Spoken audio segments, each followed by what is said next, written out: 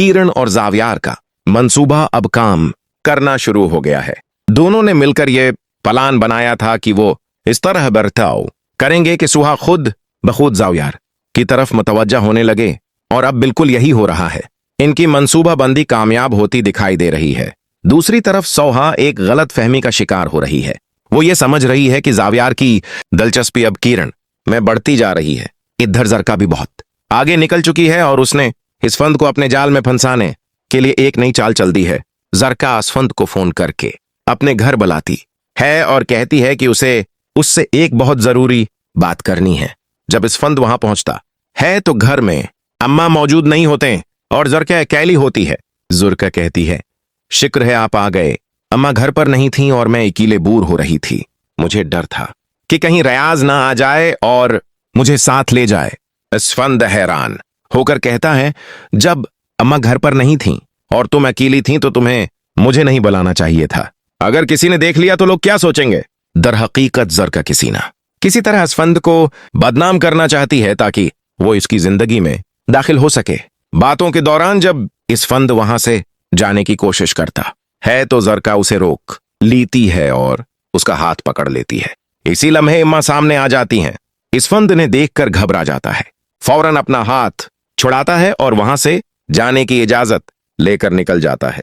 इसफंद के जाने के बाद उम्मा जुरका को डांटते हुए कहती हैं, पता नहीं तुम किस वक्त पैदा हुई थी।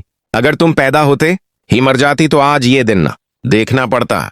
लेकिन जुरका पर उन बातों का कोई असर नहीं होता। वो उल्टा अपनी मां को जवाब देती है और कहती है, मैं 2 बार पहले भी शादी कर चुकी हूं। मेरी किस्मत खराब थी कि मुझे अच्छा शौहर नहीं मिला। अब अगर इसफंद जैसा अमीर आदमी मेरे जाल में आ गया है तो आप मुझे क्यों रोक रही हैं? क्या आप नहीं चाहते कि आपकी बेटी खुश रहे? इम्मा उसे समझाती हैं कि दूसरों का घर बर्बाद करके कभी खुशी हासिल नहीं की जा सकती, मगर जुरका उनकी एक नहीं सुनती और कहती है, आप मेरे मामलात में मुदाखलत ना करें। मैं वही करूंगी जो मुझे करना है और मैं दावी करती हूं कि मैं इसफंद से शादी करके रहूंगी। दूसरी तरफ इसफंद के दिल में ऐसी कोई बात नहीं है। वो अपनी बीवी से वफादार है और उसे लगता है कि जरका से मलना भी एक गुनाह है, क्योंकि वो जान चुका है कि जरका उसे अपने जाल में फंसाना चाहती है। इसीलिए वो इससे दूर रहने की कोशिश कर रहा है, मगर जरका मुसलसल उसके पीछे पड़ी हुई है। आखिरकार उम्मा एक अच्छा कदम उठाती हैं और फोन करके जोहा को सारी हकीकत बता देती हैं कि जरका तुम्हारे नंदुई के पीछे पड़ी हुई है और इससे शादी करना चाहती है। यह सुनकर जोहा हैरान और गुस्से में आ जाती है। वो सोचती है कि जरका को आखिर शर्म क्यों नहीं आती। एक शादीशुदा मर्द के साथ ताल्लुक जोड़ कर वो किसी और का घर बर्बाद करने पर तली हुई है। अब जोहा सब कुछ जान चुकी है।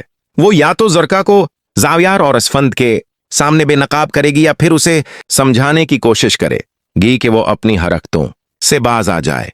लेकिन जरका ना अपनी मां की बात सुनती है और ना ही जोहा को।